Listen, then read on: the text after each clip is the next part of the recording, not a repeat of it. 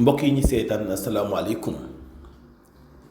ñu ngi leen di nuyu bu baax ñu ngi leen di ziyaar di leen baalu àq di leen baal àq ñu ngi am mbégte lool ci génn gi ñu génn ci mawlidu rasul sallallahu alayhi wa sallam lépp lu ñu ci ñaan yal na ko yàlla nangu lépp lu ñu ci def ci ay salaatul fatiha yal na ko yàlla ful ñu ngi baalu ñépp àq di leen baal àq gàmmu waxtaan la waxtaani ngëneelu sallallahu alayhi wa sallam gën a feddali suñu cofeel ci moom gën a feddali roy gi ñu koy roy moom sallallahu alayhi wa sallam ndax yàlla moo ñu wax ni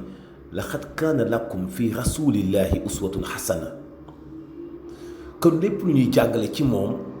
ndax dañu koy roy ndax dañu bëgg a mel ni moom mënuñu ko naam waaye fa mu tegoon tànkam ñu teg ko fa ndax dëgg dong la ñuy orienté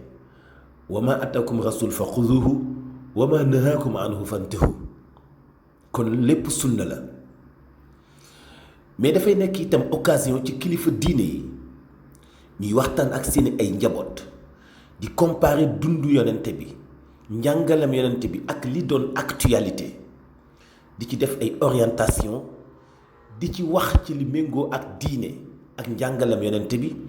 di wax itam dund gi askan wi dund te xëy na méngoowul ak diine te méngoowul ak njàngalem yonent bi sallallahu alayhi wa sallam kilifa yooyu nag ci fu mu doon ci réew mi ku nekk ak fi nga tànn ngir di fa def sa ay yëngatu di fa def sa gàmmu mais ñu jël benn exemple ci Seyd Mouhamadin al Moustapha Sy al murshidul am mooy le responsable moral dairatul moustarchidine wal moustarchidaati lal na ay points yu bëri yu am solo ci gàmmu gi ak enseignement bu am solo bi mu ci def mais jàngat décortiquer li nga xam ne mooy situation politique nationale mais bi loolu weesoo ci rédaction yi ci rajo yi ci réseaux sociaux yi ku ne ak ñi ngay commenter ak ni nga xalaatee ci wàllu nawloo ci wàllu respecté ci wàllu interprétation bu méngoo ak li eggale njàng mi wala toj ko ba ñëpp mën koo comprendre malheureusement ci biir Sénégalais yi ñuy woowee ay analystes wala ci biir journalistes yi nga xam ni foog nañu ni ñoom dégg nañu message yi ci jotaay yi ñu toog da nga ciy gis ay njuumte yu doy waar ma jël benn exemple misaalu journaliste bi tudd Pape Amadou Fall ci ondes yu Zik FM la waxe ni dafay décortiquer discours Serigne Moustapha Sy mu ni Serigne Moustapha Sy dafa mënut a digérer jàppale gi xalifa généraux yi jàppale président Macky Sall mu nekk njuumte gu mag man bu ma dégloo Pape Amadou Fall wax ñu ni analyste politique la damay tiit bu ma déggee ñu ni moom am na xam-xam ba dafay jàngale communication ba noppi interpréter discours Serigne Moustapha Sy bi façon interprétation bi man damay tiit Serigne Moustapha Sy lan moo koy déranger ci ay xalifa généraux yu soutenir candidature Macky Sall président Macky Sall mënut a déranger Serigne Moustapha Sy keneen déranger wul Serigne Moustapha Sy dafa jàngal njabootam yar teggin sutura ak topp ci ginnaaw njiit kon amul luy bàyyeeko ci xalifa général benn bu mu mën di doon buy déranger Serigne Moustapha Sy ki gën a tuuti ci njabootam sax loolu du ko déranger waxuma la ak moom Serigne Moustapha Sy caaxaan déranger woo Serigne Moustapha Sy analyse bi dafa tuuti te gàtt xëy na moom Pape Amadou Fall ci ni mu jàngate ak li Serigne Moustapha Sy wax lépp ni mu xóote li ci nekk ci am njàng moom gisu ci en tant que analyste moom gisu ci lu dul ni li xalifa généraux yi jàppale Macky Sall daf ko déranger xalaatam gàtt na lool te tuuti na lool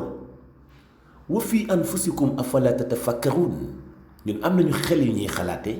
mun nañu déglu discours mun nañu déglu waxtaan ginnaaw bi ñu nekkee ay njaboot ñun li ñu dégg ak li Pape Amadou Fall wax ñun daf ñuy wan moom niveau bu suufee bi mu am te mu ni analyste la daf ñuy wan xëy na ñàkk neex dañ koy boole ci ñi discours Serigne Moustapha Sy neexul comprendre nañu ko grawul mais faw mu nangul ñi ni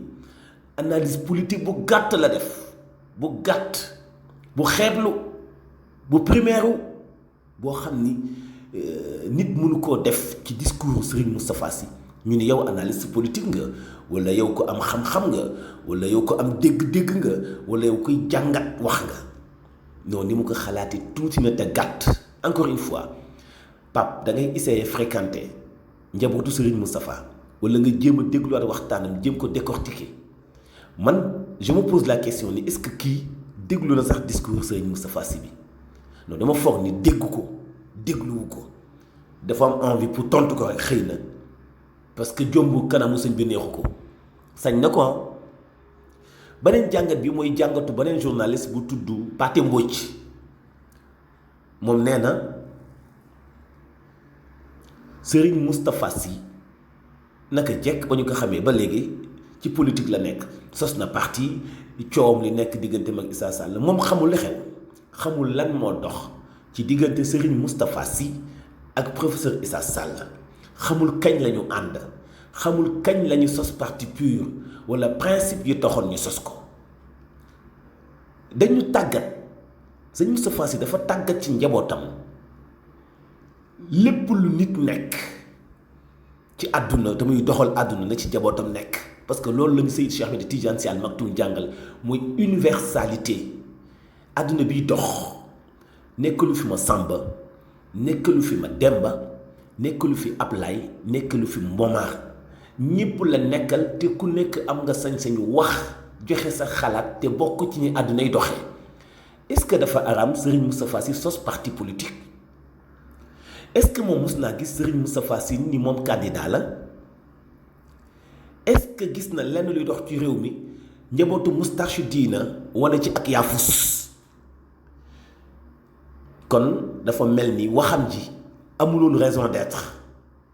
wala maîtriser wul lu muy wax wala wax rekk neex ko ñun Pathé xam nañu sa position ñoo bokk métier mi te respecté nañu la lool mais xam nañu sa position tey duñu ko dévoiler nag parce que am nañu ay collègues am nañu ay confrères yoo waxtaanal discrètement wax leen fi nga jëm ki ngay jàppale ak ki ngay dooleel kon boo xëyee ak say kàddu attaqué Serigne Moustapha Sy mun na ko bañ a déranger moom wala mu déranger njabootam mais juste faw ñu rappeler la ni la li ngay wax maîtriser woo ko te xamoo ko parce que ni Serigne Moustapha Sy dafay politique rek am njàngaleem orientation weesu na tey fi gis-gisu ñiy def politique ci Sénégal toll comme comprendre ko ñu jéem la recadrer waat delloo la ci discours ba nga déglu ko jàngataat ko ba xam discours politique la wala leçon bu mën a servir Sénégal la ren ba déwén wala leçon bu mën a servir Sénégal la pour ay siècle ku nekk am nga sañ-sañu féete fu la neex waaye bu fekkee da ngay mbubboo aw tur muy ñu ni yow journaliste bu leer nga yàgg nga ci métier bi am nga ci connaissance am nga ci expérience da nga ciy jàngale vraiment nga bañ a gàtt xalaat bañ a gàtt dégg-dégg bañ a gàtt gis-gis bañ a gàtt ni ngay xalaatee bañ a gàtt ni ngay orienté wala interpréter xalaatu keneen bind téere dafa compliqué bind discours dafa compliqué bu ñu ko xalaatee ba wax ko balaa nga koy jéem a décortiquer da nga koy toppaat ko ba comprendre kiy wax lan lay wax parce que boo bëggee interpréter waxu keneen te maîtriser wu lu muy wax jàngoo ko jàngaatoo ko nafaroo ko te moom expliqué wu la ko yaa ngi trahir ponkalum journaliste mu ñu naw nag ci Sénégal war nga jomb di wax ñu ciy duut baaraam wala ñi lay dégg xam ne yow li ngay jéem a analyser maîtriser woo ko parce que toppoo ko suivre ko loolu jaaduwul muy ñaari jàngat yu ñu remarqué par contre beneen analyste politique bu tudd Pape Diogaye Faye comme yéen jiite fi journal xam bu baax comment ça fonctionne le pays di def ay jàngatu politique yu am solo la mu wax mooy moom ni mu déggee message yu Serigne Moustapha Sy orientation la bu ñi jiite réew mi bu ñu amee xel mun nañ ci sukkas ni ko xam ni bari na lu doxul ñu dégloo ko côté bu positif ngir mën ci jubbante li doxul ak li dëng mu dox mu jub noonu la ñuy jàngate da ngay déglu discours delloo si waat histoire defaat rappel poser ci ay questions boole ci wax ni dama njort ndax borom mi bind discours bi nettaliwul ko te doo njabootam pour comprendre fa muy waxee donc ñu ngi saluer courage bu Pape Diogaye Faye ci ni mu leerale ci relation bi musa dox ci kilifa diine ak kilifa aada boole ci discours bu jóg bu nekk day nekk leçon boo xam ne mun na servir gouvernement bi jiitew askan parce que Serigne Moustapha Sy dafa njaboote ñu bëri ci askanu Sénégal ba tax na boo dee mbubbooti journaliste mën nga nekk njaboot mën nga jëm fu la neex mën nga contre ko la neex mais comme nee nga journaliste nga da ngay honnête ci sa ay démarches da ngay honnête ci sa ay propos fexe say kàddu lépp rafet même bu fekkee da ngay jàngat mais say kàddu rafetul te li ngay jàngat maîtriser ko te li ëpp ci sa ay kàddu du dëgg loolu dafay poser problème te dafay wàññi crédibilité mus naa ko wax atum 2015 année bousculade bu Mouna bi ma ni leen c'est trop facile nga toog ci sa salle reer ba suur ak sa njaboot di waaj a tëdd sa xel dem ci lëf nga ni dégg naa lii de man nii laa ko jàngatee sa yoon ci yow li ngay jàngat est-ce que du day attaquer ki wax est-ce que du day attaquer ki fekke est-ce que du day attaquer ki am ay preuves te yow mi koy attaquer da ngaa reer ba suur tëdd rek aj say tànk foog ni yaa rey golo gi alors que maîtriser woo dara ci li ngay wax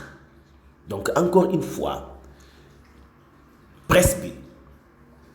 nañuy assister di teewlu discours yi bàyyeekoo ci xadara yi ngir bu ñu ci joxe seen xalaat man ka cay joxe bu jub rédaction yi nañuy envoyé ci xew-xewu diine yi ay journalistes yu mën a dégg niveau bi ñuy waxee ci wàllu diine nañu bàyyi discours yi ñuy jël di ko def ay coupon di ko dagg li la ci arrangé wala quand tu veux attaquer une personne nga dagg fi nga ko bëgg a attaquer def ko benn extrait pour attaquer personne boobu te ki ngay attaquer di borom njaboot nekk kilifa encore une fois nit ki mënul interpréter discours Serigne Moustapha Sy te déglu ko mu jeex wala mu comprendre ko wala mu nekk njabootam dans ce cas nag bu fekkee nee nga nit ku ñu nawloo nga ci wàllu xam-xam soi-disant grand journaliste da nga war a dal da nga war a tey da nga war a bañ a attaquer nit ki da nga war a bañ a wax lu la wóorul vraiment d'accord ñu benn yoon ak Pape Amadou Fall ak Pathé Mbodj ci ni ñu analyser discours Serigne Moustapha bi dafa yomb lool vraiment c'est ni mu woyee fi dafa ëpp nit ki wax na rek nga jël ci forme bi wax leen ci xalaat féete yow ci sa appartenance politique daal di attaquer kenn te muy kilifa diine di borom njaboot non Sénégal ni muy doxee weesu na foofu xale yi jàng nañu am nañu xam-xam bu dee ci xam-xamu diine bu dee ci xam-xamu communication bépp mag bu foog ni li nga jàng ci communication doy na la ba lu la neex interpréter xalaatu jàmbur boobee dina am kenn ci njabootam ku ëpp lu njàng te mu raw la ci wàllu diine tegg say wax teg ko fële bu fekkee la ngay wax méngoowul ak yoon et désormais faw ñu xool nu ñuy interpréter waxu kilifa diine yi safaanu loolu képp ku jalgateeti tekki kilifa diine kàddoom ni mu la neexe des na la xamal ni yow la sa niveau suufee waaye kilifa diine gi li mu wax am na fu mu ko teg parce que maîtriser wu leen en général kilifa diine yi la ñuy wax ku mënta jàng Faatiha bu sell mënul interpréter koo xam ne discours am lépp ci alxuraan la ak sunna dañu bàyyi caaxaan yi te bàyyi borom njaboot yi ñuy fontoo Serigne Mouhamadou Moustapha Sy dépassé na interprétation yu ñu koy jox naan dimbali gi ñu dimbali Macky Sall daf ko déranger wala di ko taxer politicien du morom du nawle du maas te xalaatewul fi ngeen di xalaate ñuy encourager aussi Pape Diogaye Faye parce que ni mu xalaate dafa rafet mooy discours bi ñi jiite réew mi mën nañu ko jariñoo ndax dafa am solo effectivement dafa am solo ma leen di renvoyer waat yenn journalistes yi ñu dégluwaat discours bi jàngat ci mu nekk leçon bu leen di servir seen mbokk moo doon def jàngat boobu ngeen déglu ko bu baax nag ak xel bu baax ak xel te xam ne Sénégal diine daf fi am doole mais pas ay caaxaan ci wàllu politique wala parce que tu es grand journaliste nu la ne xalaate nit ñëpp a jàng li kaas defa bokkul waaye ku xëy guur sab kaas jàngi jëf ci ànd bekk MMD Média abonné leen suñu chaîne man di jot notification bépp beneen vidéo bu ñu dugal te dina bokk ci li ñuy soutenir aussi ngir ñu mën a continuer àndandoo ak yéen ci jàngat yi ñuy def ci lépp lu Sénégal laaj na ko surtout ci lépp loo xam ne dafay ñoŋal xalaat ak njàngaleem kilifa diine yi jàngeen jëf